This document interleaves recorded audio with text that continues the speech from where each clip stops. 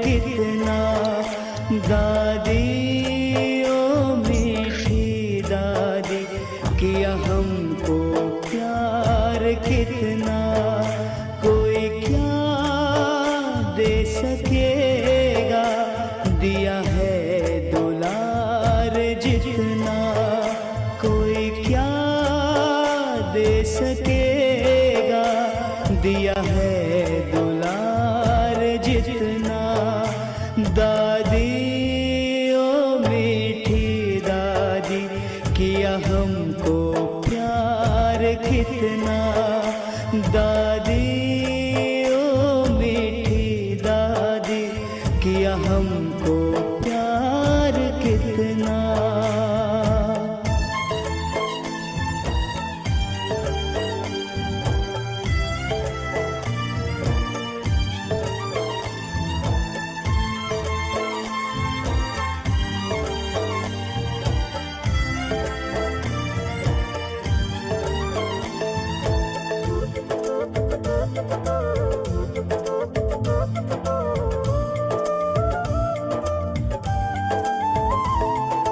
बाबा की बड़ी लाडली, बाबा भी तुम पे अर्पण।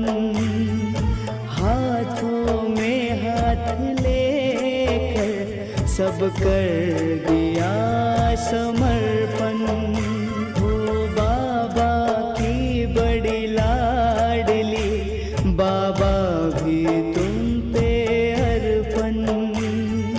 हाथों में हाथ लेकर सब कर दिया समर्पण।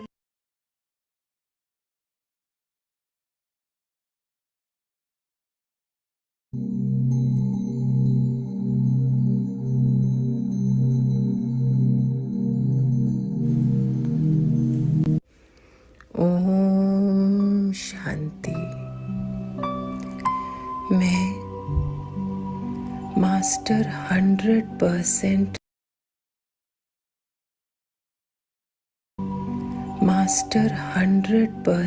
सदा आत्म अभिमानी, सो सर्वश्रेष्ठ परमात्मा अभिमानी, ईश्वरीय संतान नंबर 1, विश्व कल्याणी, सो विश्व परिवर्तक सपूत बच्चा आत्मा हूँ। प्यारे बाबा बोले, मीठे बच्चे, तुम 63 जन्म विकारों के वश, देह अभिमान के कारण पतित दुनिया में फंसे थे। अब तुम इन विकारों की जड़ देह अभिमान से परे होकर सदा आत्मिक स्वरूप में स्थित होकर पवित्र प्रजनन की दुनिया लाने के लिए बाप दादा द्वारा निमित्त हो। इस पवित्र प्रवृत्ति मार्ग के लिए प्यारे बाबा ने ब्रह्मा बाप संग ये गर्भ महल का मार्ग निर्माण किया है। अब जल्द ही श्री कृष्ण व श्री राधे समान पवित्र देवी देवताएं इस धरा पर जन्म ले रहे हैं। बहुत जल्द ही ये धरा फिर से स्वर्ग बन रही है। इस कार्य के लिए निमित्त सभी आत्माएं परमात्मा शिव बाबा से जुड़कर ईश्वरीय संतान बन इस कार्य को सफलता के मार्ग पर ले जा रहे हैं।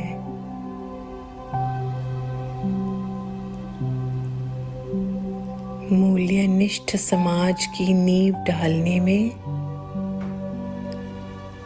विहासा की आत्माएं भी स्नेही सहयोगी बन गए हैं।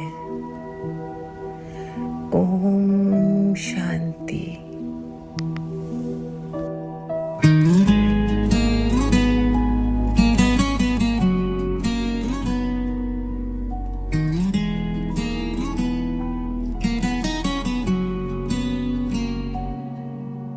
योग बल से जागे वो नूर, हर मन में गूंजे मधुर सुर, प्रेम से भर जाए ये प्यार, बस जाए दिलों में श्री भगवान। सपनों का धाम प्रेम से सजाऊं, राधा कृष्ण नाम सदा दोहराऊं, जहाँ सच्चाई की महक बहे, वही प्रेम की गंगा झूले कहे। बरती पर प्रेम का मोती हो, हर दिल में सत्य की ज्योति हो, राधे कृष्ण सम हर पल बहे, हर पल से इश्क में बधुरता रहे।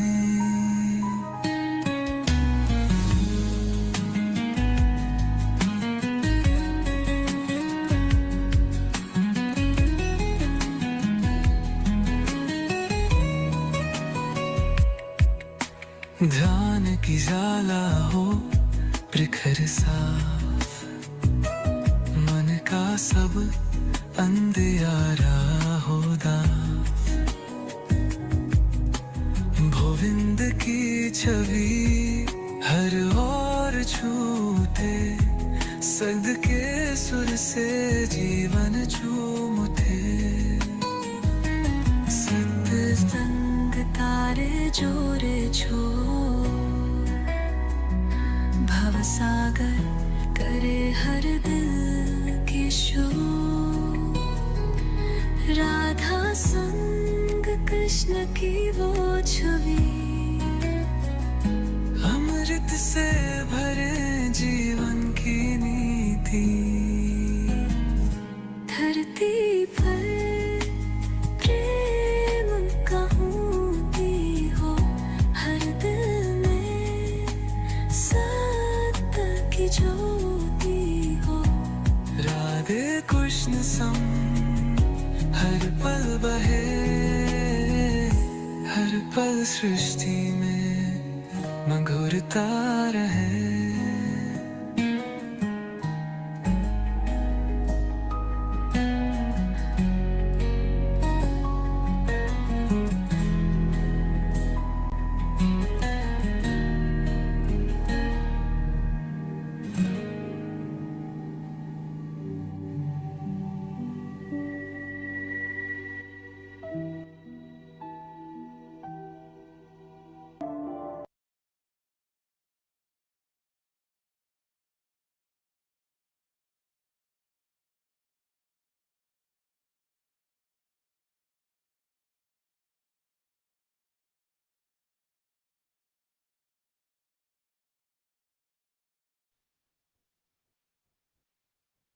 शांति।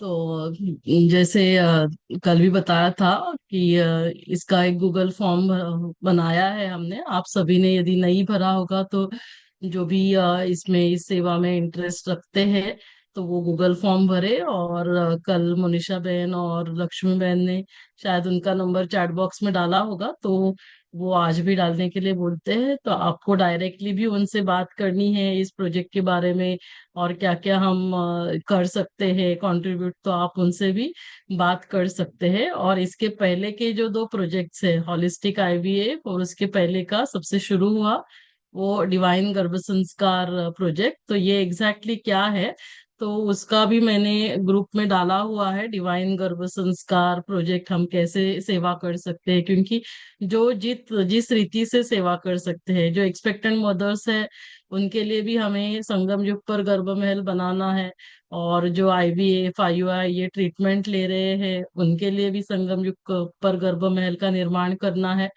और जो आगे अभी ये फेल्ड आईवीएफ के केसेस, जैसे कल स्वामी भाई ने कहा, तो उसके लिए हम कैसे डिवाइन बर्थ की सेवा कर सकते हैं, उसका तो अभी स्वामी भाई डायरेक्टली हम सभी को गाइड कर ही रहे हैं। तो आप सभी ये सेशंस भी जरूर देखना। Thank you. ओम शांति।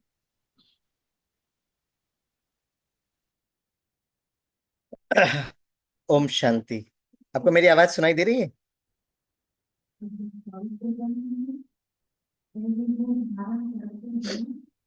आपको मेरी आवाज सुनाई दे रही है? Okay. Om Shanti and good morning all of you. हम लोग पिछले काफी दिनों से मनसा सेवा भी कर रहे हैं और बहुत प्यार से बाबा को याद भी कर रहे हैं, और इस डिवाइन प्रोजेक्ट के लिए अपने आप को तैयार भी कर रहे हैं। ओके, तो पिछले 2-3 दिनों में हम देख रहे थे कि आत्मा भी सत्व प्रधान होना है और शरीर को भी हमें सत्व प्रधान बनाना है।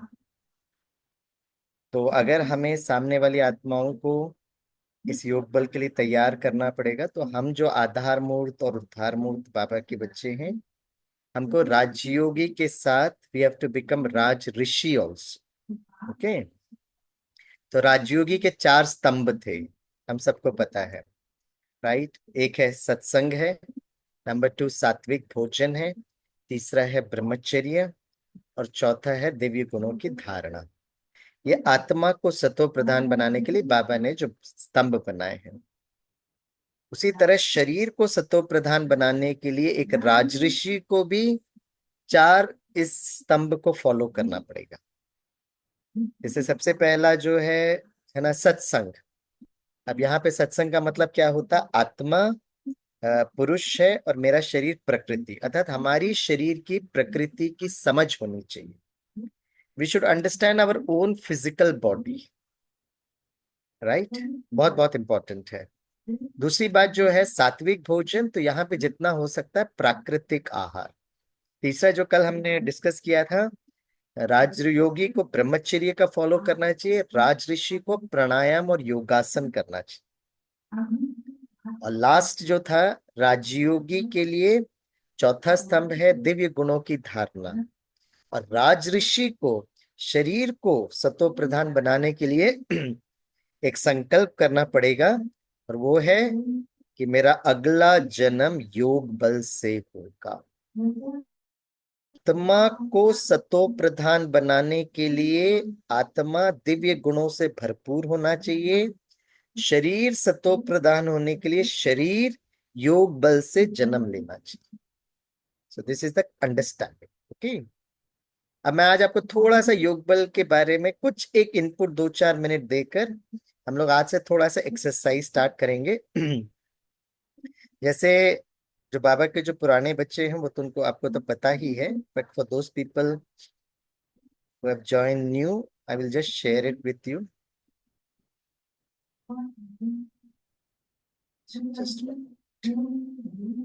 Just give me 1 minute time.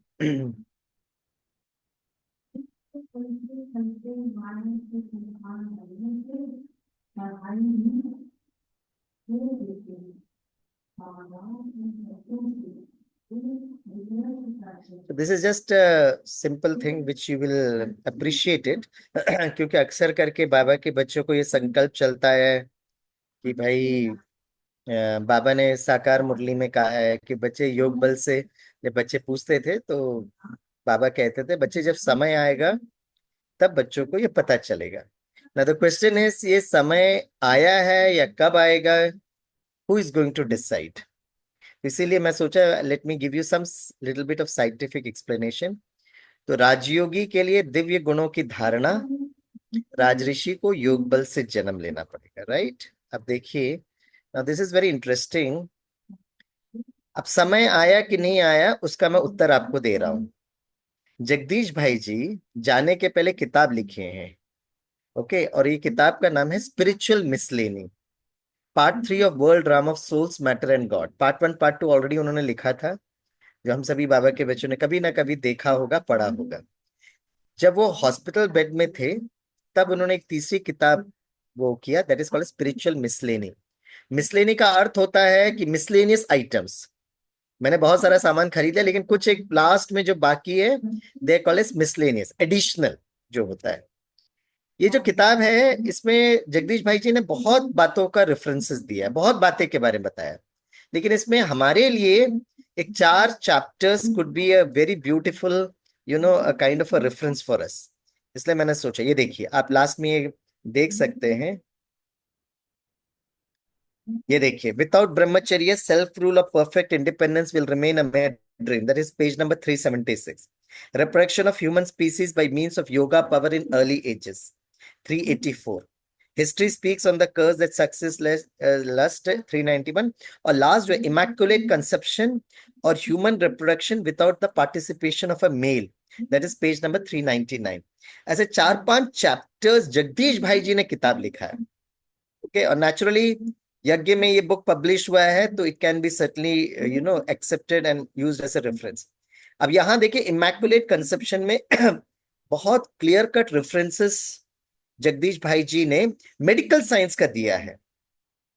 और उन्होंने लिखा है कि उन्होंने कहा कि ये जो parthenogenesis, where a bahan can do the reproduction based on her sankalp shakti, right, without the participation of a male, ये जगदीश भाई जी ने अपने किताब में मेडिकल साइंस का रेफरेंस लेकर लिखा हुआ है। तो मैं इसमें ज्यादा समय तो नहीं देना चाहूंगा, लेकिन देखिए एक कमेटी बैठी थी way back around 60-70 years before, जहां पे doctor Stanley, doctor David, doctor A moron, इनके कमेटी बैठी, और ये कमेटी का डिस्कशन ये था कि अगर हमें इस पृथ्वी से रोग को अगर मिटाना है तो वहां पर reproduction should happen through sankalp shakti, right. Now that was a hypothesis. उन्होंने इस हाइपोथेसिस को यूज किया और फिर statistical evaluation of the data, blood analysis, इसको आप थोड़ा पढ़ना, आपको समझ में आ जाएगा। Now what's very interesting is, Jagdish भाई जी अपना medical report publish by Lancet लिखते हैं, we have employed all the experimental methods known to medical science, we would not prove that any man has participated in the conception of the child, all of our results point to the fact that it was a genuine case of virgin birth। मतलब 2014 में British medical journal ने ये publish किया, जहां पर बहुत सारी बहनें, उन्होंने बच्चे को जन्म दिया और जो बच्चा जन्म लिया उसमें male chromosome was 0%, means it's very much possible. तो ऐसा अगर हम कहेंगे कि भाई है ना, योग बल से बच्चे जन्म सतयुग में लेंगे, लेकिन उसका रेफरेंसेस कहीं ना कहीं हमको पूरे है ना 5000 वर्ष में हो सकता है, right. Don't take my word literally. कल ये नहीं बोलना स्वामी भाई ने जूम में ये कहा वो कहा। See I am just quoting Jagdish भाई जी किताब, जहां पे वो कह रहे हैं 2014 में मेडिकल साइंस का रिपोर्ट कहता है कि आज के समय पर भी कुछ बच्चे ऐसे जन्म ले रहे हैं which is right a virgin birth. I cannot call it as a meditative birth, उन्होंने कोई कॉन्शियसली उसको जन्म दिया ऐसा नहीं है, it could be by fluke also, but it has been possible. तो पार्थेनोजेनेसिस का जो कंसेप्ट है, इट वाज, पहले हमको लगता था रेप्टाइल्स में, फिशेस में होता होगा, राइट। लेकिन ये देखिए, अब यहां पर तो British medical journal, like a virgin mother, analysis of data, etc etc, what this study infers। In fact हमको याद है हमारी जो टीम ने, अब देखिए उस बच्चे जन्म लिए, उसमें क्रोमोसोम्स का सीक्वेंस, डीएनए सीक्वेंसेस लिया गया और उसमें पता लगाया गया कि the male chromosome was absent. तो इससे एक क्लियर कट पता चलता है। इनफैक्ट हम लोग ने, मैंने अपने कुछ स्टूडेंट्स को भी कहा था कि इस ब्रिटिश मेडिकल जर्नल में जितने भी ऑथर्स हैं, ओके, उनको आप कांटेक्ट करिएगा। तो करीब 5-6 ऑथर्स हैं जो ब्रिटिश मेडिकल जर्नल के इसमें इस रेफरेंसेस दिया गया था, तो हम लोगों ने उनको मेल भी भेजा। उसमें से एक ने तो शायद शरीर छोड़ा है, बाकी सबको हम लोगों ने मेल भेजा। और मेल भेजकर हमने कहा, we were very clear with our objective that we are working for holistic IVF, etc. So we are working for those, we are trying to help those candidates who are not able to conceive by the so-called normal mechanism. And number two, even IVF has failed. So if we can understand your process or mechanism, कि वो कैसे हुआ, अब कुछ, whether it was a very clear cut strategy, process, or it was just by chance or coincidence, we do not know, I do not know. अब जिन्होंने वो सर्वे किया है, जो कैंडिडेट्स में ऐसे देखा गया, जो फीमेल कैंडिडेट्स था, जब तक हम उनसे बात नहीं करेंगे तब तक हमको पता नहीं चलेगा। सो हम लोगों ने मेल भी भेजा and we did not receive much of the response. फिर हम लोगों ने कहा चलो भाई, अभी वो जब तक बोले अपन अपना बाबा जादूगर को यूज करके काम को आगे बढ़ाते। सो मैं चाहूंगा कि जितने भी ये प्रोजेक्ट में जो लोग जुड़े हुए हैं, you should go through Jagdish भाई जी की किताब। दैट इज अ स्पिरिचुअल, एक भावनात्मक कनेक्शन होता है। Number two, we should also go through the medical journals जो है, और उसमें भी हमको थोड़ा सा देखना चाहिए। नाउ हैविंग सेड दिस, अब हमको करना क्या, what is our action plan?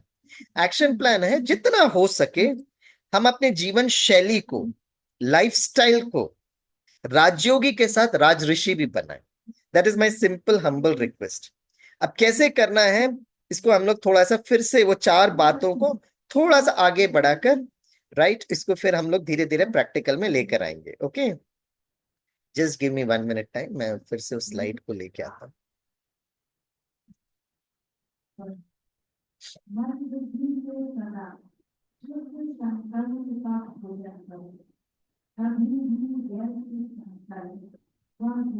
Just for your revision, my dear sweet friends, these are the 4 things that we were speaking about, right?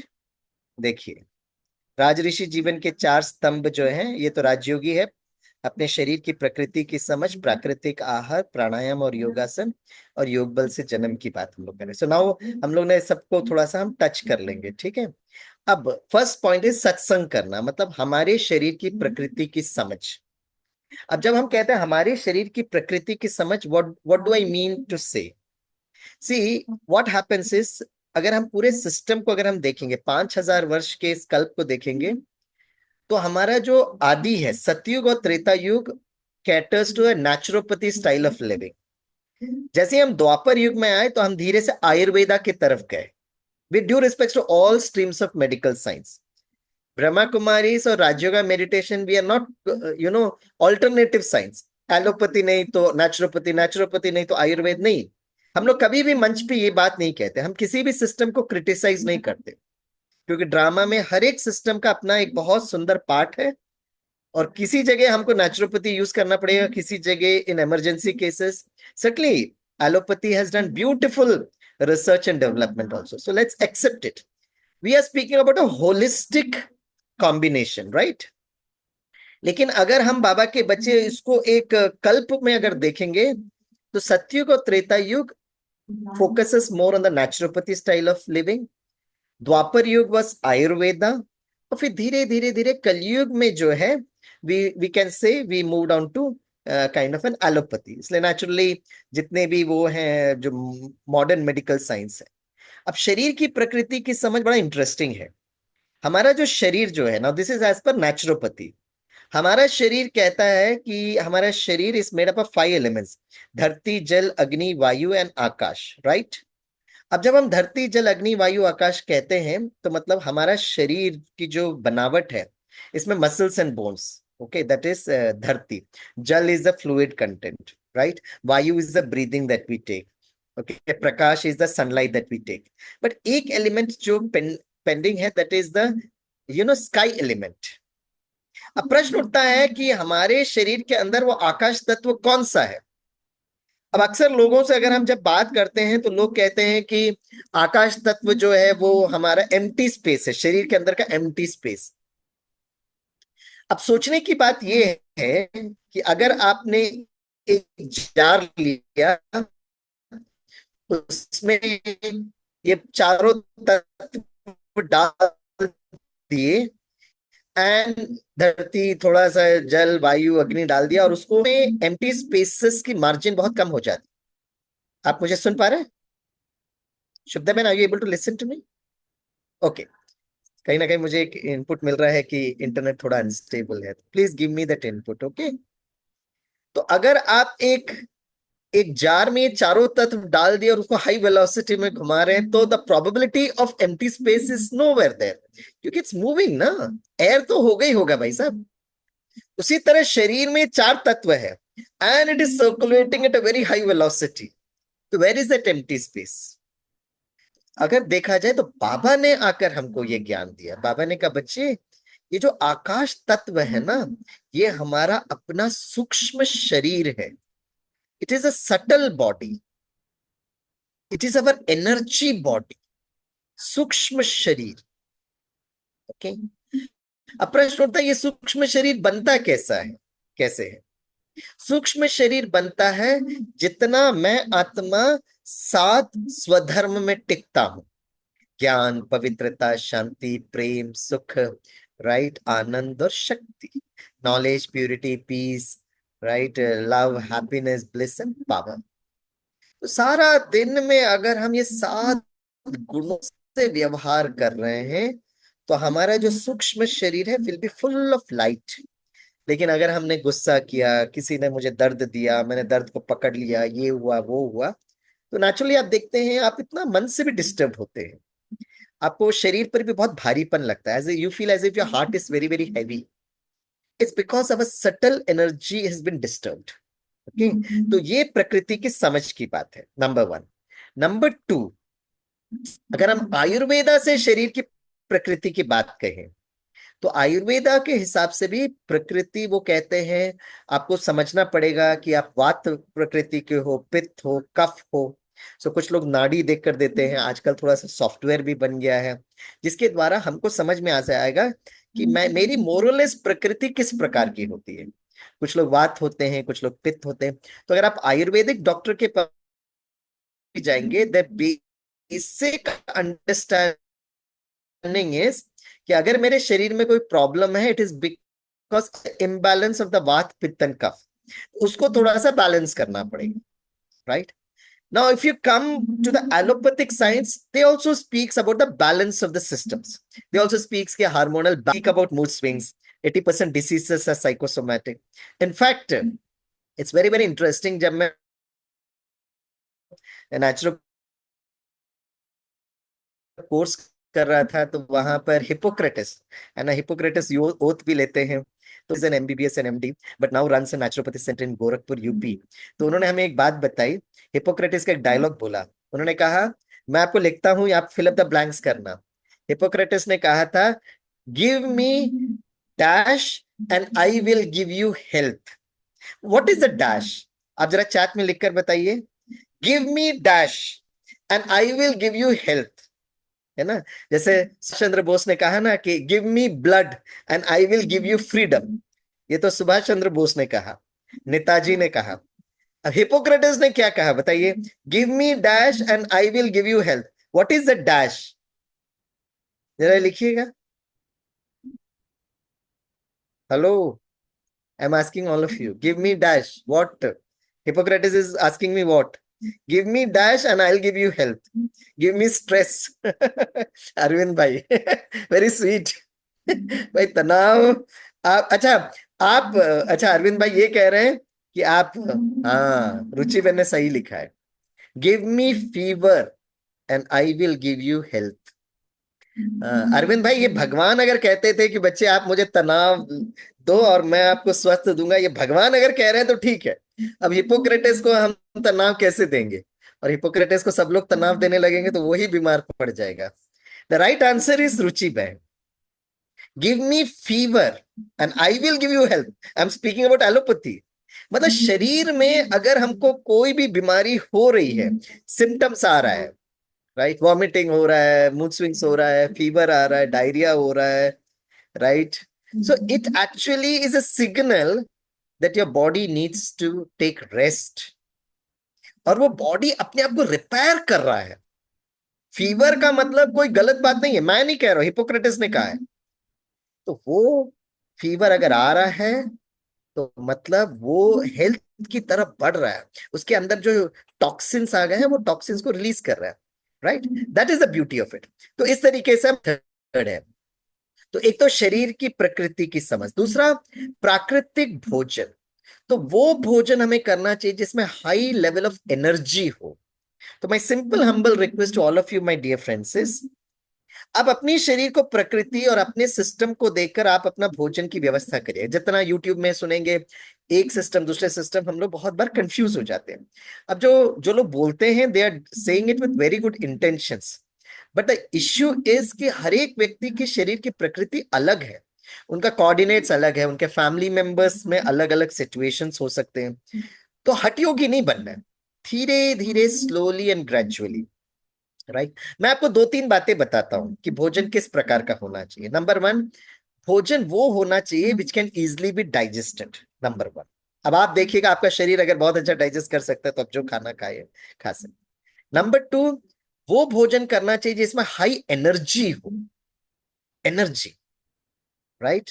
Number three, वो भोजन खाना चाहिए which can help your blood to become acidic से alkaline की तरफ, क्योंकि हमारा alkaline अगर होगा तो बहुत अच्छा। इनफैक्ट दैट इज ऑल्सो कि हमारा ब्लड भी एक परफेक्ट पीएच बैलेंस होना चाहिए, 7.0 के आसपास बोलते हैं वो। लेकिन हमारा शरीर एसिडिक अगर बन गया तो गड़बड़ है। तो फिर आप पूछेंगे स्वामी भाई भोजन क्या करना चाहिए। My simple humble request is, as far as possible, try to include fruits in your भोजन। भोजन मतलब ब्रेकफास्ट में कभी भी फ्रूट्स आप कभी भी खाइएगा, लेकिन खाली पेट खाइएगा। Okay, my simple humble request. अब मैं कहूंगा सुबह खाओ, दोपहर को खाओ, रात को खाओ, रात को थोड़ा अवॉइड करिएगा। लेकिन अगर आप स्वामी भाई से पूछेंगे तो जितना भी मैंने नेचुरोपैथी सेंटर्स में अटेंड किया, दे विल ऑलवेज प्रिस्क्राइब कि fruit should be taken on an empty stomach and the best way is to take it in the morning, right?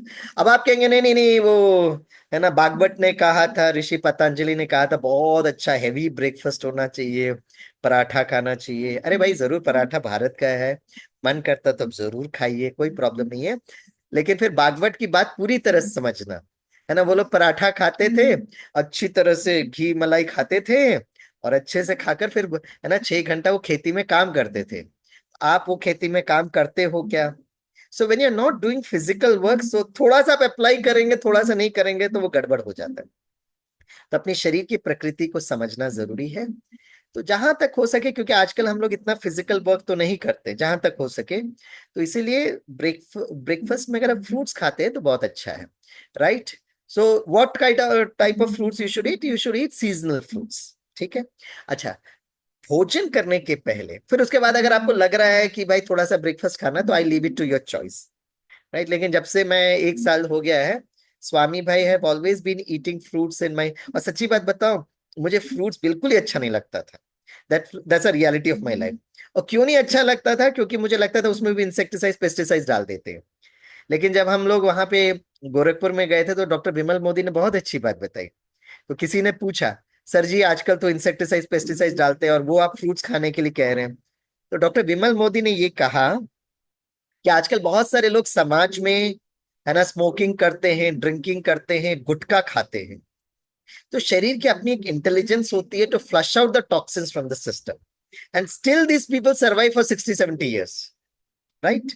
तो अगर आपके थोड़ा सा फ्रूट्स में थोड़ा सा इंसेक्टिसाइड्स हो भी गया तो आप प्रोग्रामिंग करिएगा कि वो अवर bodies intelligence will flush it out, okay.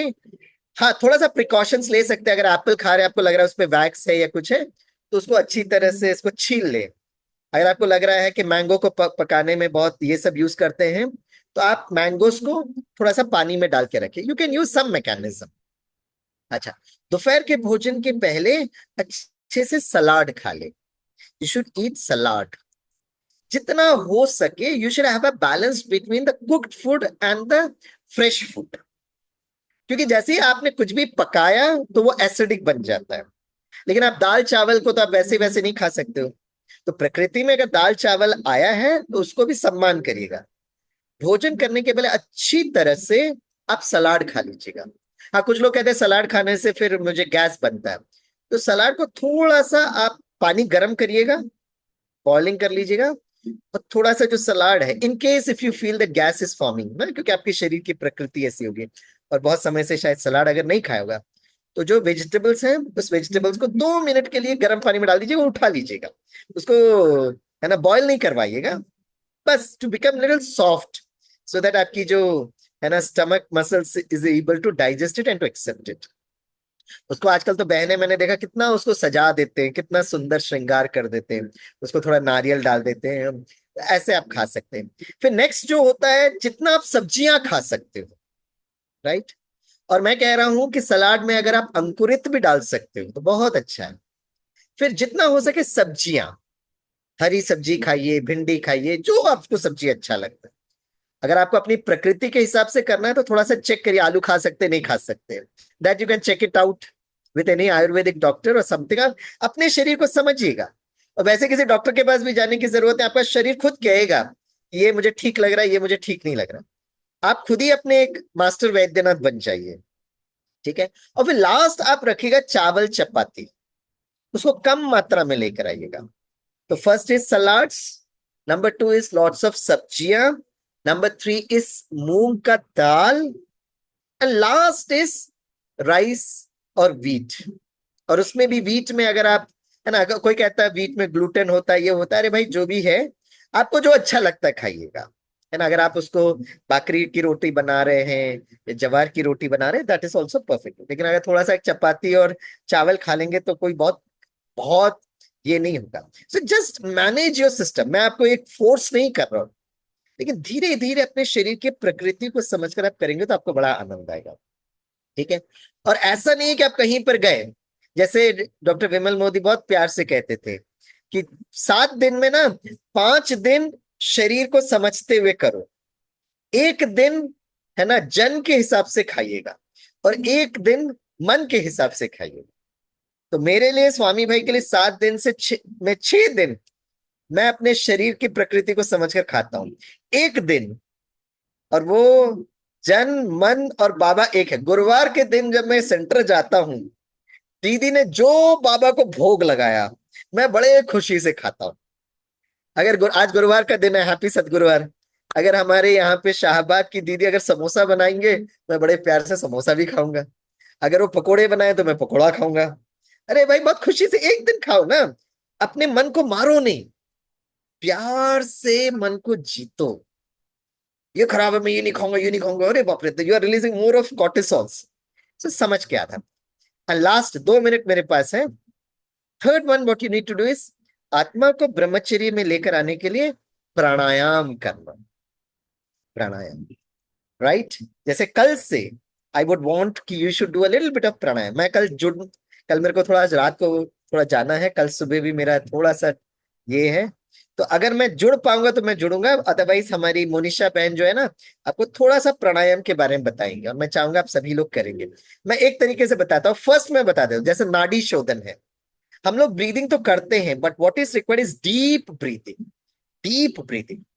तो आप राइट नॉस्ट्रिल को पकड़े, लेफ्ट नॉस्ट्रिल से इनहेल करें। अब इनहेल क्या करेंगे, ज्ञान को इनहेल करेंगे, और नाड़ी शोधन में लेफ्ट नॉस्ट्रिल से ज्ञान को ही एक्सेल करेंगे। तो ज्ञान, पवित्रता, शांति, प्रेम, सो लेफ्ट नॉस्ट्रिल से। अब फिर धीरे से राइट नॉस्ट्रिल से ज्ञान को इनहेल करेंगे और ज्ञान को ही एक्सेल करेंगे। तब सुबह सुबह उठ के देखेंगे कि एक आपका नॉस्ट्रिल बहुत फ्री है और एक नॉस्ट्रिल ब्लॉक्ड है, मतलब कहीं ना कहीं हमारा जो नाड़ी जो है और हमारी जो प्रकृति में कहीं इम्बैलेंस हो रहा है। तो when you do deep breathing, धीरे से आप डीप ब्रीदिंग करेंगे, आप कुछ समय के बाद देखेंगे आप बैलेंस होने लगेंगे। सो दिस इज नाड़ी शोधन। फिर अनुलोम विलोम, लेफ्ट से ज्ञान को इनहेल किया, राइट से एक्सेल किया, राइट से इनहेल किया, और लेफ्ट से। हर दिन थोड़ा समय प्राणायाम के साथ हीलिंग योगा।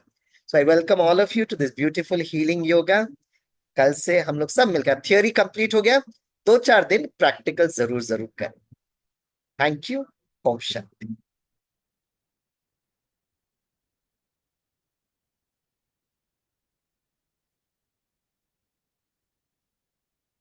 Thank you.